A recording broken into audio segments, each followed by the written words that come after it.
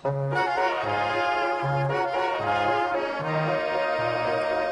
Tea Timers, it's Billy and this week's topic is gender variance.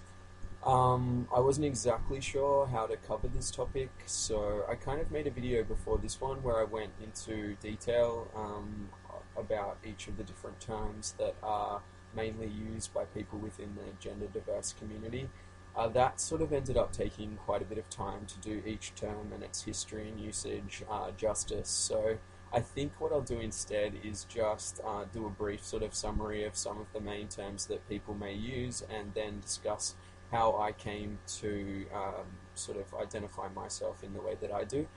I'll just say as well up front that I don't really think that there is sort of one truth in terms of gender identity. I think it's more a matter of language constrains us in certain ways, and certain people identify certain things around different words.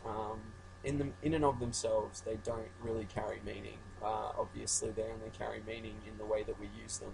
So, and different people can interpret those words to mean different things. So, I think it's sort of a game of semantics in a sense, and I don't put too much stock in that stuff. I think for political reasons, people can use certain terms to kind of draw attention to different aspects that they might see as important. So language is certainly powerful and can be useful in that way.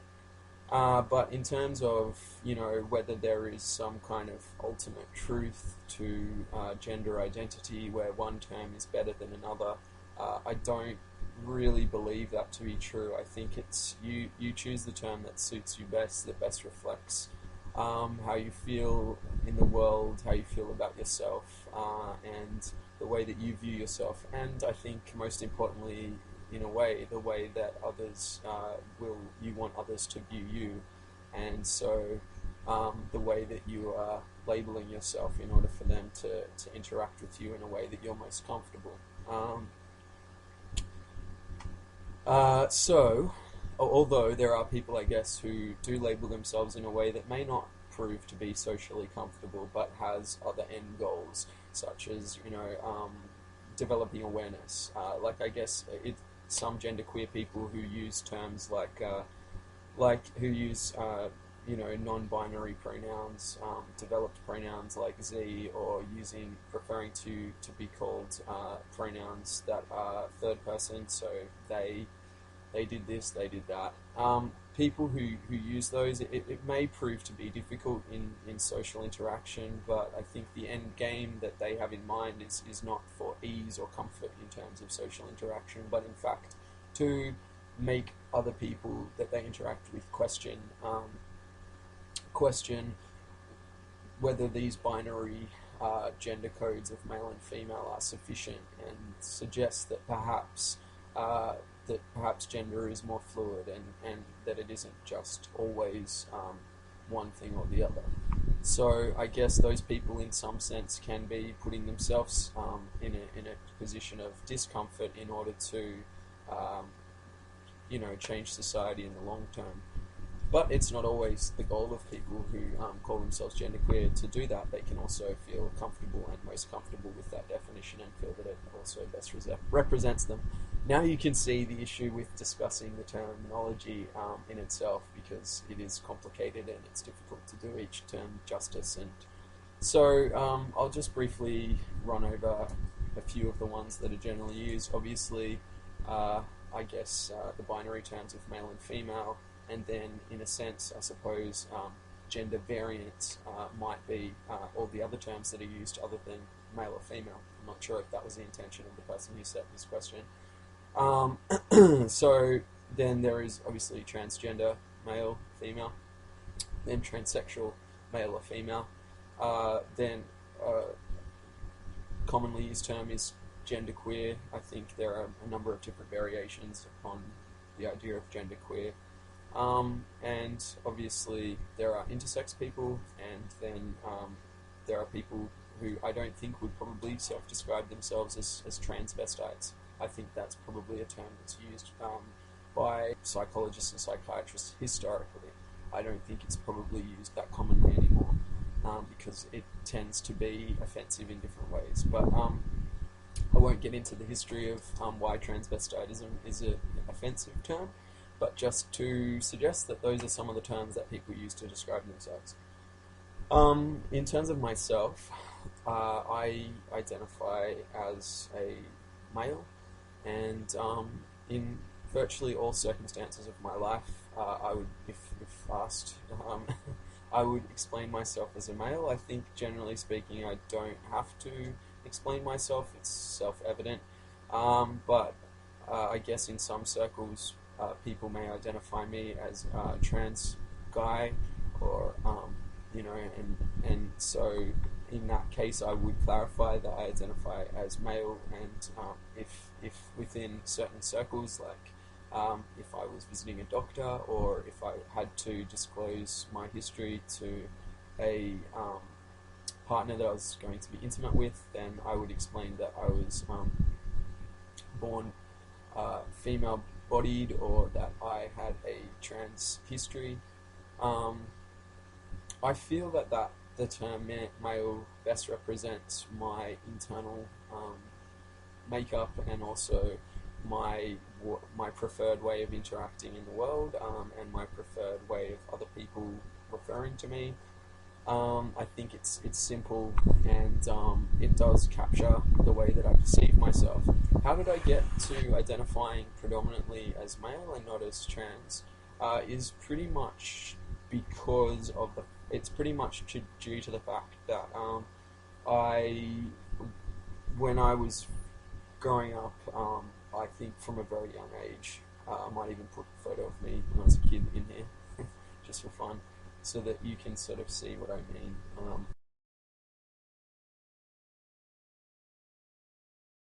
As a kid, people often thought that I was male and would refer to me as a boy, and I'd be asked to leave like female change rooms, even pretty young.